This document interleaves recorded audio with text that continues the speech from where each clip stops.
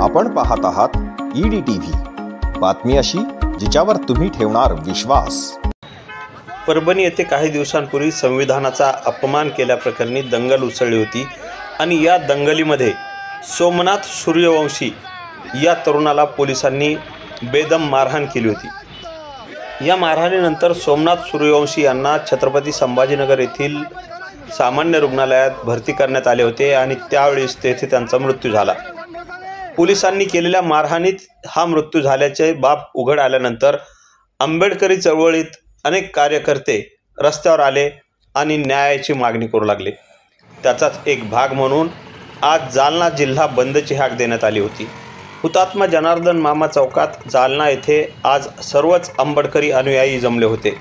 सकाळी 10 वाजेच्या सुमारास या अनुयायांची जमवाजमव झाली आणि 11 वाजेच्या सुमारास हा मोर्चा फुलबाजार सराफा मार्गे कदीम जालना पोलीस ठाण्याच्या हद्दीत आला आणि तेथून गांधी चमन मस्तगड अशा मार्गे अंबड चौफुली येथे पोहोचला। तिथे मान्यवरांनी मार्गदर्शनही केले। संविधान बचाव देश बचाव, भारतीय संविधानाचा विजय असो, सोमनाथ सूर्यवंशी यांना न्याय मिळालाच पाहिजे अशा अनेक घोषणा या मोर्चेकऱ्यांनी दिल्या होत्या।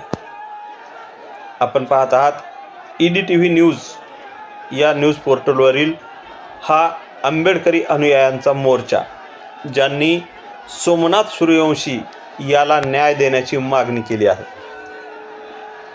Dilip Pohanerkar, EDTV news, Jalna.